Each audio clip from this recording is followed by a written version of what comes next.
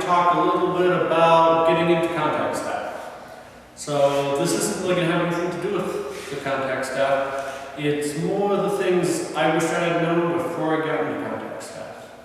So first off, a lot of people tell me, oh, you need to learn body awareness, and that sort of thing to really be good at contact staff.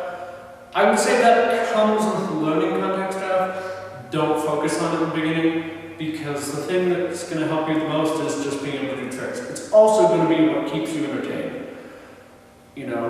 Messing around with contact staff is fun, but there's only so much you can do in the beginning, and that's why I like focusing on tricks, and that's why these tutorials cover tricks rather than saying, sort of just play around, which is what a lot of people told me. I didn't find it helpful, and I just found myself sort of messing around with contact staff and being disappointed with the results.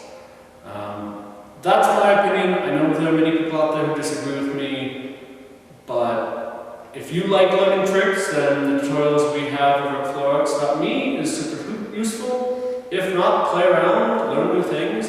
And I play around, don't get me wrong. It's not the way that I feel like I advance my skills. I advance my skills by having a very specific goal in mind and proceeding forward with it. Next, you'll notice I have long sleeves, which is really bad for contact staff. I can probably do a sleeve, I think, yeah. But, it's slid off there as you saw. So, as it gets colder, it becomes a bit more problematic to do contact staff. I do have this nice room, but it's not very warm room. From what I understand, because this is my first winter going into contact staff, and I like contact staff outside rather than inside. I broke too many things that way. So from what I've heard, you want to wear tight clothes, something that's not slick, so like really slick I think nylon or polyester clothing isn't going to work that well, but you want something tight so you still have sort of a good contact between the staff and your actual body. So that's something to be aware of. Next, I'm going to talk about sort of my experience coming from poi. So I'm mostly a poi spinner, I guess.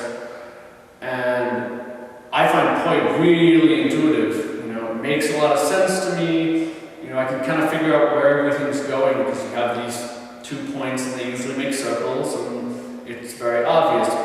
Contact staff isn't quite that way in my experience, especially with things like angel rolls where you're not thinking at all about where the ends are, you're thinking about sort of where the staff is against your body. So it's a very different thought process.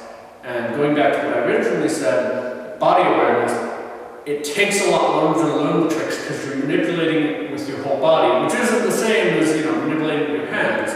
Use your hands for a lot of things. You don't use the back of your neck to do a lot of things, but with contact staff, you're going to be doing that. So that's important to know, and know that you're going to be spending a lot of time practicing moves that don't seem like much. So take on a few in the beginning. The 3 I would probably recommend is the halo, the Steve, conveyor belts, and some people start with fishtails. I started with fishtails, but I know a lot of people have trouble with them. I usually think that's because the way people teach it. The video I've made on that is great for learning fishtails. At least that's how I did it. So I recommend checking that out. So lastly, contact staff can hurt, but shouldn't. My favorite example is fishtails, reverse fishtails. When I first started out, my wrist hurt like you wouldn't believe, and I thought, uh-oh, this is just going to end up ruining my wrist.